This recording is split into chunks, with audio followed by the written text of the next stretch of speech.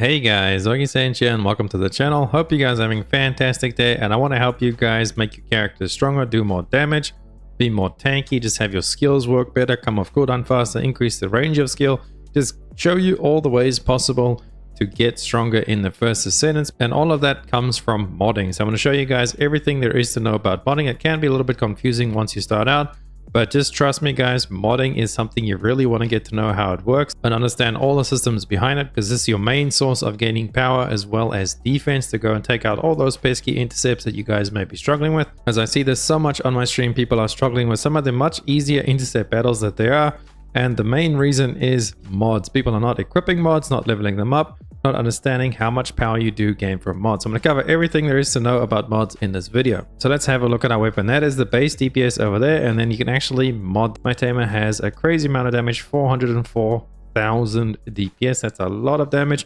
Obviously the DPS number doesn't always mean everything, especially once you start min-maxing builds and then there's specific things that factor into DPS. It's not the end all be all to make the number go up, but it is a little bit of an indication to know that this is obviously going to do way more damage than what that other one did. Also, if this was not modded, so for example, if you go to setting 3, this is the base version with no mods on, you can see it makes a massive difference. So let's try and understand how modding works. We have a module capacity, which goes up if you actually apply a energy activator, which I do have applied on my tamer. I think it gives you about 20 mod capacity extra. So this would have been like 58 mod capacity if we did not have it. And then as well, these sockets over here, you see these have a little symbol that actually matches the mods over there, so it will make them cost less capacity. So the point is you want to fill up as many mods as you can by fitting the capacity, because you can only put 78 capacity of mods on this, and each mod has a different capacity depending on how far you've leveled it up. As you can see, these fully leveled mods are 16, and like these lower level ones, they go between anywhere from 6 down to 4, I believe is the lowest they go. And that's how much it will consume the capacity. You cannot go over the cap. So let me go ahead and equip one and show you guys what happens. So this one uses 16 capacity. As you can see there, it is consuming 16 capacity. What you can also do is activate these different symbols. You see these symbols over here, that means that you can change the polarity of the socket. So right now this socket is just a general socket. Every single gun and every descendant have these. There's no polarity on there.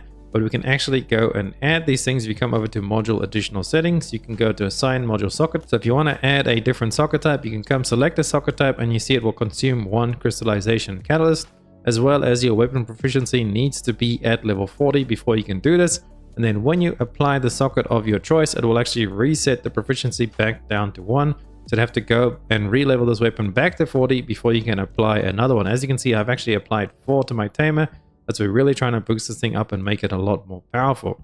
So let me show you guys why you would want to put that socket there. Because if you place this mod over there, it's going to cost 16, right?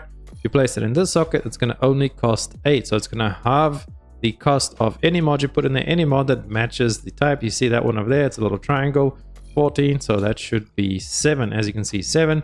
So now we've actually fitted 2 mods for cheaper than one of these mods in total. You can see both of those together, it's only consuming 15 capacity. And that's cheaper than one whole fully leveled mod. We have 2 basically fully leveled mods right there. That one we could just fully level, and it will still be costing only the capacity of one of these. We can again go ahead and equip these all there, and you can see there's another 16 put together. So now we've actually gone ahead and fit 4 fully leveled mods instead of 2 that would consume around about the same capacity. So that's why you want to make sure that you are understanding about this module additional settings.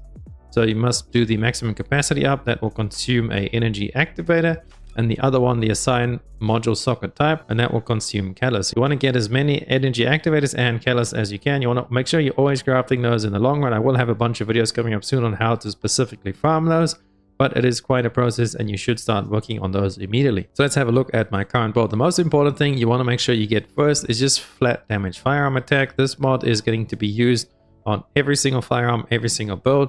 So make sure you have this one. I would suggest this one being your first one. You level up to your maximum. And then again, this one of your action and reaction is going to increase your firearm attack by a lot. I'll give you a little bit of more recoil, but recoil doesn't really matter too much, as you can offset that with some other mods later on. And then the next best thing you want to focus on is fire rate. Fire rate up is going to be very important as well. I'm currently using bullet rate, as it gives me 1% attack and fire rate 20%. But if you level up this one, I think it goes up to about 25%. You're getting a little bit more fire rate, but then we'll lose that 1% weapon attack. So just make sure that you have these 2, at least these 2, because if we have a look, even with all of these gone, If I have only those two, I'll only lose 98,000 DPS. So just those two together are giving me like 150,000 extra damage because of the firearm attack. The firearm attack is going to scale really hard and really good with every single weapon there is to use. And then the next thing you want to know, so after the just flat attack damage and then fire rate, the next most important thing would be the element.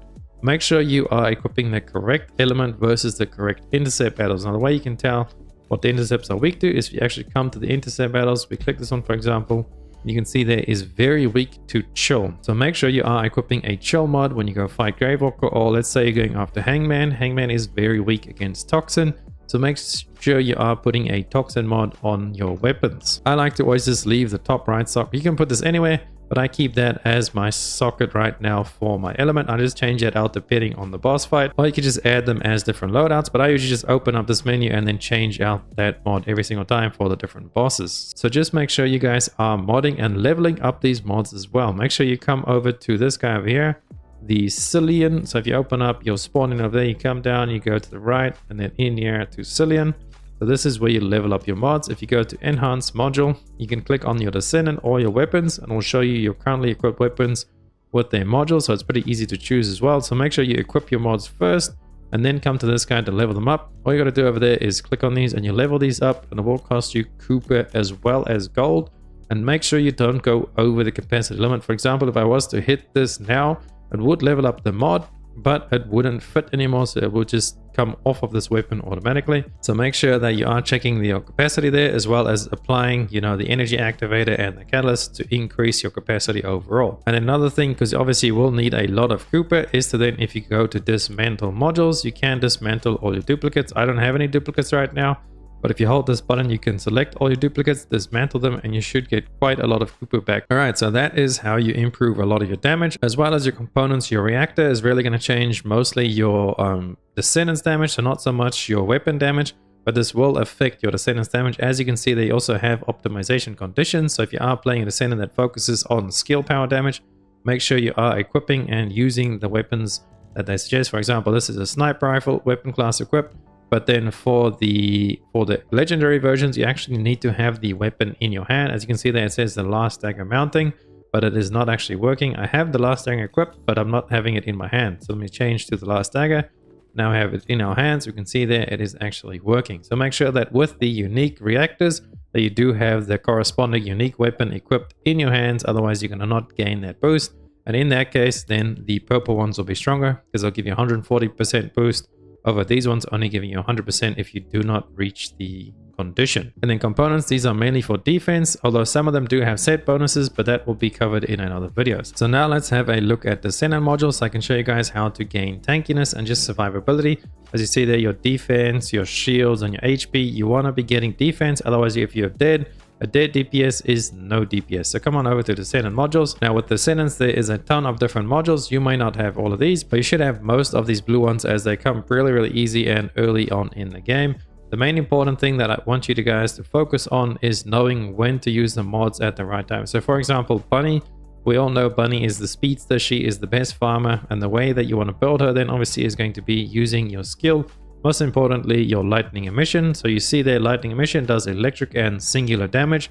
So in order to get the most damage, we're going to have to equip mods that boost electrical damage as well as singular damage.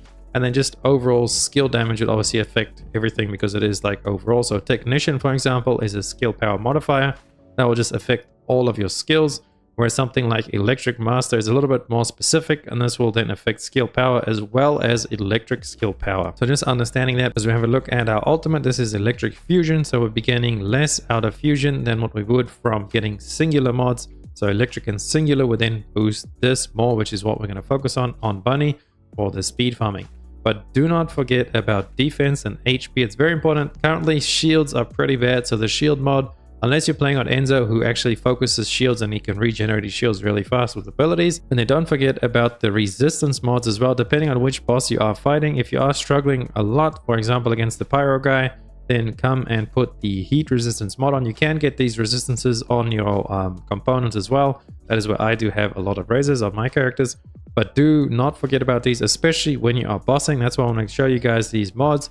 Because this over here, this is my general overall like AoE farming, mobbing kind of build. I do suggest getting defense and HP on pretty much every single build for your mobbing, bossing, all kinds of builds. Make sure you have at least HP and defense so that you can stay alive while doing content. But then when you come over to my tank bunny, we can see over here I have the shield, I have the defense, I have the HP, I have another one here, max MP defense. We have some more skill cooldown, max HP skill, we have defense skill. We just have, and then this one I have all attribute raises. We have as much defense as we can fit on bunny, because this is just what I would suggest if you are going purely for bossing, because I don't really need to use any of my skills on bunny while I'm bossing. Maybe the speed one to get around and stuff like that, but she's not the best bosser. So make sure you are building your descendants correctly depending on the content you are playing. So obviously this is just like, this is slapped together. I haven't really worked on this at all, but I will change it around a little bit if I am using a specific build. Maybe where I focus on my ultimate to burn down bosses, and I'll have to put on some damage mods over here. You can just make a separate full-on tanky build, because the main damage will be mostly coming from your weapon anyway.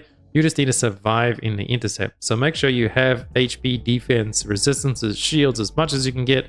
Make yourself super tanky and then go in there and make sure you are modding your weapon to do a ton of damage, and you'll breeze through all content. Because if you have a look here, I still have half of these mods aren't even leveled up, so we can still level these mods up quite a lot. And that will be giving us a ton more damage, as well as the mods on our descendant. We can still level these all up too. You get a ton more defense and skills and everything overall. So that's the basics to modding, guys. Go out there, mod everything up, and do not sleep on this, because this is where you gain all of your power in the First Descendant.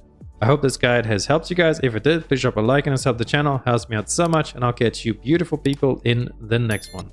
Augiesaint out.